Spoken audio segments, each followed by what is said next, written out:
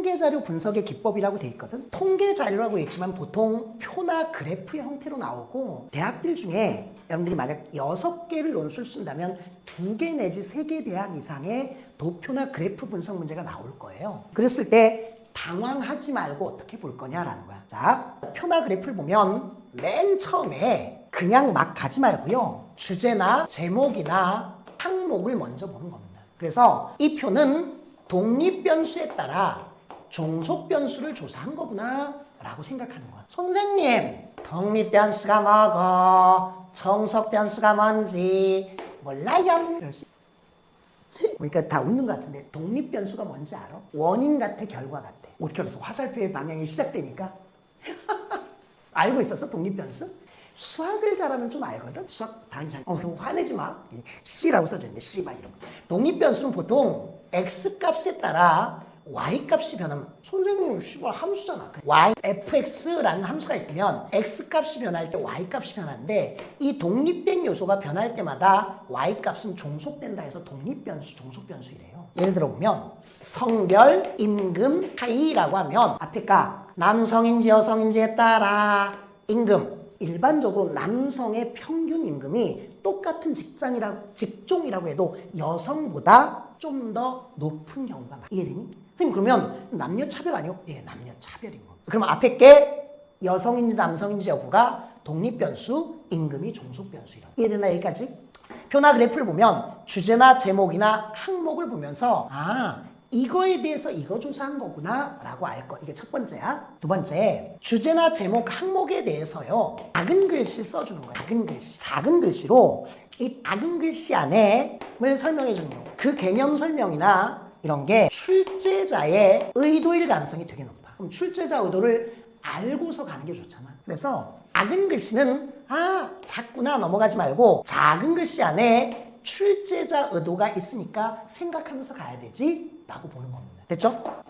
여기까지 외워줬으면 좋겠는데 이런 걸 외우라고 하면 애들이 잘 못 외워. 그래서 친숙한 음에 리듬감 있게 가사를 덧붙이는 방식으로 외워줬으면 좋겠는데 잘 안 하더라고. 내 옛날에 딸하고 잘 불렀던 노래가 있어요. 즐겁게 춤을 추다가 그대로 멈춰 즐겁게 춤을 추다가 그대로 멈춰라. 요렇게 되는 노래가 있어요. 그러면 멈춰야 돼 진짜. 와 이렇게 멈추든지 와 이렇게 멈추든지 와 이렇게 멈추든지 해야 돼. 내 나이가 만 50세거든. 아직 만 50세는 아니다. 만 49세. 만 49세인데 이제 10대 혹은 19세인가? 18세인가? 내가 50세라고 하면 20세 앞에서 안녕 안녕 이러는 건데 별로 바람직한 것 같지는 않아. 근데 고객님들 생각하면 착착 고맙습니다. 그러면 언제든지 춤출 수 있습니다. 돈 주면 춤춰요. 어쨌든 여기에 맞춰서 가면 좋을 것 같아. 즐겁게 춤을 추다가 그대로 멈춰라. 이 음에 맞춰서 여기 보면 사실 요거부터 생각하는 게 좋거든. 즐겁게 이걸 작은 글씨를 여기 넣는 거야. 작은 글씨 출제자 의도 주제나 제목 항목 그렇게 외워주면 좋을 것 같아. 외울 수 있는지 잘 모르겠다. 내가 숙달된 조교인 송건모 선생님 딱 한 번만 해줄게. 작은 글씨 출제자 의도 주제나 제목 항목 와 독립변수에 따라 종속변수 조사한 거구나 라고 보는 거야. 그 다음 세 번째는 이제 어쩔 수 없이 표를 봐야 되거든요. 중요한 게 항목으로 들어갈 수밖에 없어요. 항목으로 들어가면 인게 있을 수 있고 1등에 진짜 대척점에 있는 게 꼴등일 수 있어. 우리 반 국어 1등 누굴까? 째구나? 꼴등 누굴까? 하하하 째구나! 이런 식으로 1등 꼴등이 알려지고요. 1등 꼴등하고 사이에 평균이 있겠죠. 그리고 평균과 1등의 차이가 편차. 평균과 꼴등의 차이가 편차. 근데 편차들은 다 더하면 플러스 마이너스 제로가 되니까 분산의 정도를 정하고 루트를 씌워서 표준 편차를 만드는 거야. 표준 편차가 크면 평균에서 그만큼 많이 떨어져 있는 거고 표준 편차가 작으면 선생님 씨발 완전 화통이네. 그 정도까지는 안 가. 어쨌든 항목별 1등은 기억해. 체크해 놓는 거야. 자료가 시계열 자료면 말이 조금 어려운데 시간에 따라 계통적으로 열지어 있으면 시계열 자료라면 추세선 같은 게 중요해. 추세선. 내 성적이 3월 달부터 지속적으로 증가했다. 내 성적이 그래프가 있다면 아니면 천천히 증가하고 있어. 아니면 거의 증가도가 없어. 그럼 기울기 같은 것도 나와. 내 성적이 갑자기 와 이렇게 떨어지고 있어. 이런 사람도 있을 수 있습니다. 이런 게 뭐야? 추세선이야. 근데 추세선이 갑자기 딱 바뀐다. 예를 들어서 내가 정말 열심히 공부했는데 한 7월쯤 되니까 너무 피곤하고 힘든 거야. 그때 내 마음에 이성 친구가 돌아왔다. 와. 그러면 이거 뭐야? 곡선이 변하는 지점 뭐라고 하죠? 변곡점 같은 거는 좋아요. 선생님 이거 이차함수에서 미분 증가하다가 감소 이런 거니까 꼭지점 이런 거 아니에요? 극비극소 이런 거 아니에요? 맞아. 맞는데 변곡점이라는 말을 폭넓게 사용합니다. 수학에서만 쓰는 게 아니야. 변곡점. 그러면 왜 그럴까 이렇게 생각해야 돼. 아니면 수능 성적이 내 모의고사 성적이 올라가니까 수능에 대한 성적이 오르니까 성적에 대한 걱정의 마음이 떨어졌다. 이 두 개의 그래프가 만나는 지점 이걸 뭐라고 해? 교차점입니다. 이게 한 7월달이다. 7월달 되니까 수능 걱정은 거의 떨어지고 성적은 더 올라갔다. 이 시기에 어떤 일이 있었냐? 뭐 이런 것들 물어본단 말이야. 항목별 1등이나 꼴등, 추세선, 변곡점 이런 건 되게 중요해. 이게 나오면 표시도 할 줄 알고 정리도 할 줄 알아야 돼. 자, 다시 여기까지 보게 되면 이런 거야. 작은 글씨, 출제자 의도, 주제나 제목, 항목 이런 걸 보고 나서 이 도표는 이런 거구나. 항목별 1등과 꼴등, 추세선, 변곡점 이런 걸 알면 좋습니다. 이게 중요한 것들이야. 그 다음 네 번째, 결국 표를 분석해야 돼. 그냥 넘어갈 수는 없어. 표시 잘한다고 읽는 게 아니거든. 수치를 분석해야 돼. 이게 진짜 중요한 일종의 하이라이트 같은 거지. 이제부터 노란색으로 써볼게. 숫자가 증가했는지 이거 보는 겁니다. 수치가 증가했는지 감소했는지. 선생님 수치 부끄러움 뜨끄뜨끄 이런 거 아닙니다. 수치는 숫자를 말하는 거예요. 예를 들어서 앞에 있는 송건봉 선생이 작년에는 한 달에 100만 원 벌다가 올해는 수강생이 대폭 줄어서 한 달에 80만 원, 70만 원 벌더라고요. 찢어지게 가난해지더라고요. 수치가 감소했어요. 이런 거예요. 혹은 1년에 한 1000만 원 벌다가 한 1200만 원으로 20% 증가했다. 이럴 때 쓰는 거예요. 수치가. 근데 증가했는지 감소했는지 알려면 어느 시점인지를 알아야 돼. 그리고 일정한 기간을 알아야 돼. 그러니까 옛날에는 100만 원 벌다가 지금은 20만 원으로 이렇게 올랐다고 치면 이게 1년 사이에 이만큼 기간 동안에 이만큼 증가했구나. 델타 X분의 델타 Y면 뭘 알 수 있어? 기울기를 알 수 있어. 선생님 저 수학 싫어요. 이런 얘기 하지 말고 다시 숫자가 증가하는지 감소하는지 시점과 기간을 알면 이 기울기를 다른 말로 하면 변화, 그 다음에 변화량을 알 수 있어. 그리고 나서 이 변화율이나 변화량이 어떤 의미인지 하이라이트야. 숫자가 증가하는지 감소하는지 언제 시작해서 언제 끝나는지 그 기간 동안 어느 만큼 변화했는지 어느 량만큼 변화했는지 그게 무슨 의미일까요? 라고 파악하는 거예요. 이게 표 분석의 핵심이거든. 선생님 저 그런 거 몰라요. 일단 외워놓고 나서 우리 여기까지 한번 연습해 볼 거다. 천천히 가보자. 주제나 제목이나 항목을 제일 먼저 보면서 이거에 따라 이거 조사했는데 작은 글씨는 따져보자. 거기에 뭐가 있을 가능성? 출제자 의도가 있을 가능성이 90% 이상이야. 이걸 외운다면 즐겁게 춤을 추다가 그대로 멈춰라. 작은 글씨, 출제자 의도, 주제나 제목, 항목 독립변수, 정석변수구나. 똑같은 거 반복이야. 항목별, 등과 꼴등, 주세선, 변곡점 이건 좀 중요해. 하이라이트 부분은 이래. 어떻게 시작했냐면 이런 거야. 눈 감지 말고 내가 딱 있으면 내 딸이 와서 노려봐. 그리고 간지럽혀. 딱 웃으면 찌는 거야. 눈도 감지 말고 웃지도 말고 대꾸법이야. 움직이지 말아야 돼요. 움직이지 막 이렇게 해서 가만히 있어요. 요게 하이라이트거든. 눈도 감지 말고 웃지도 말고 울지도 말고 움직이지 마. 부끄러워. 억지스러워. 근데 6, 7년 전부터 이걸 불러주고 나서 애들이 선생님 은근히 중독성 있는데요? 라고 했다. 못 외울 것 같아. 수치 뜨끄부끄 아닙니다. 수치 증가 감소 시점과 기간 변화율과 변화량 변화의 의미 땅까지 알아두면 좋습니다. 여기까지가 표 분석의 기법이에요. 그 다음 쓰기 원리를 가르쳐 줄 건데 내가 표를 하나 그려줄 테니까 만약에 이런 표가 있었다고 칠게. 어떤 표냐면 애들은 이걸 막 보거든. 야 그러지 말고 넌 표구나. 근데 이 표는 이렇게 써있다. 고용 형태별 임금 추이라고 써져 있었다고 치자. 그러면 제일 먼저 뭐 본다고? 주제나 제목, 항목을 본다. 봤더니 한 줄 얘기하는 거야. 이 자료는 고용 형태별 이게 독립변수구나. 임금에 대해서 그 변화를 조사하는 거구나 라고 한 문장을 쓸 수 있어. 선생님 저 그 한 문장 못 쓰겠어요. 그러면 이렇게 가는 거야. 이 자료는 고용 형태별 임금 추이를 보여준다. 제목을 그대로 써. 근데 여기에 봤더니 연도가 나오면서 이렇게 써져 있어. 1990년, 2000년, 10년, 1020년 연도별로 봤구나. 시계열 자료구나. 정규직하고 비정규직인데 정규직이 200만 원, 10만 원, 300만 원, 350만 원 매년 오르고 있네. 그때 비정규직이 100만 원, 10만 원, 40만 원, 160만 원. 오, 비정규직도 올랐네. 근데 여기에 어떻게 돼 있냐면 정규직 임금분에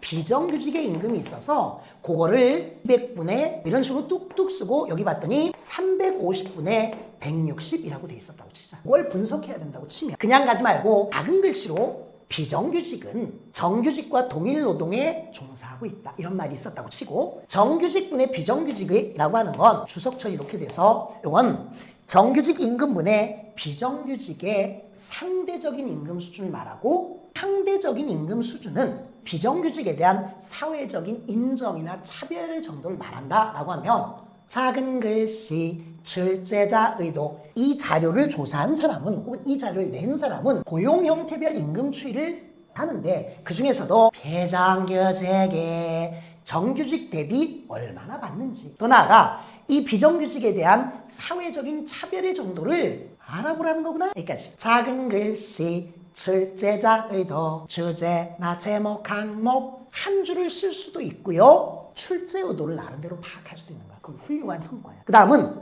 항목별 1등과 꼴등 보면 정규직이 항상 높네 이런 것도 알 수 있지만 추세선 변곡점 잘 봐. 200만 원에서 350까지 두 점만 찍은다면 와 증가했지. 같은 기간 어떻게 됐냐? 100만 원에서 160만 원으로 춘춘 누가 더 많이 올랐어? 얘는 200에서 350이니까 1.75배 올랐는데 얘는 100에서 160이니까 1.6배밖에 안 올랐어. 선생님 이렇게 계산해도 됩니까? 계산해도 돼. 아니면 그냥 200에서 300, 2배 가까이 올랐네 해도 되고요. 150만 원 올랐네 이래. 하긴 100에서 160이니까 6배라고 못하면 60만 원 올랐네. 이렇게 해도 돼. 근데 특이한 건 이거야. 어떻게 됐을까?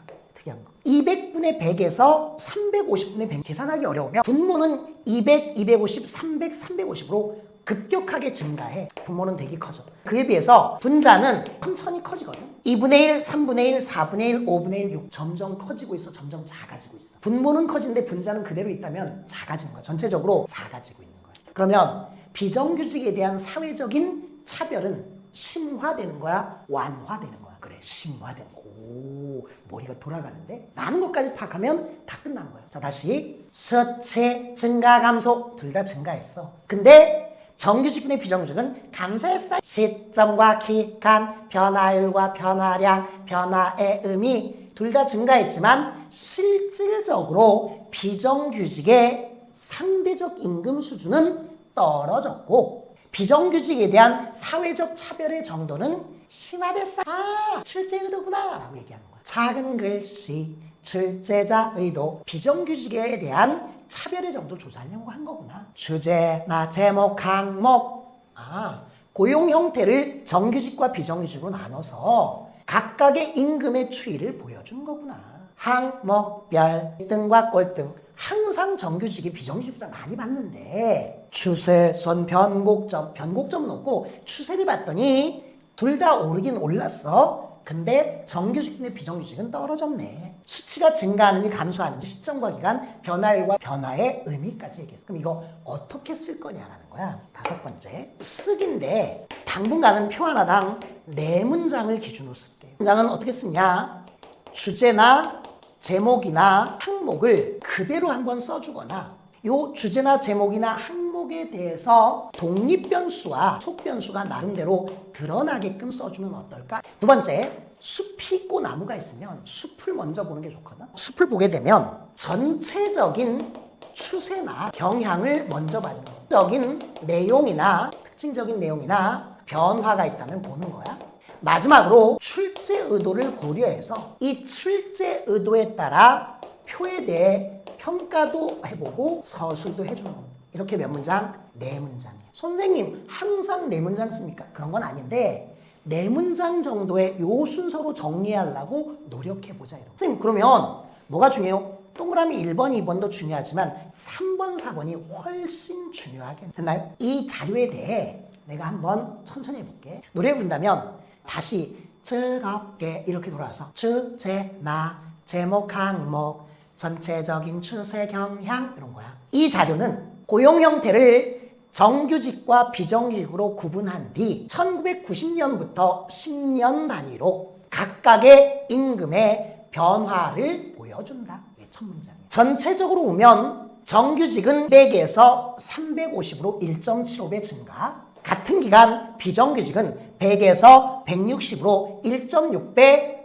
증가했으나 정규직의 임금 수준이 항상 높다. 특징적인 것은 정규직 대비 비정규직의 임금 수준이 200분에서 분의 수준에서 이게 0.5죠. 350분의 160으로 지속적으로 하락했다는 사실이다. 특징적인 내용 변화예요. 이러한 사실은 혹은 이러한 특징은 똑같은 일을 함에도 비정규직은 사회적으로 인정을 덜 받고 있으며 차별의 정도가 심화됨을 뜻한다. 이렇게 쓴다는 거예요. 선생님 이 자료 맞는 거예요? 이 자료 내가 만든 거다. 실제로는 이 정도 수준 아니고 정규직의 대략 10에서 70% 수준만 주는 것 같아요. 그리고 그 정도도 점점 심화되고 있고 그 차별의 정도가 뭐라고 될까? 심해진다. 이렇게 표현할 수 있거든. 됐나요?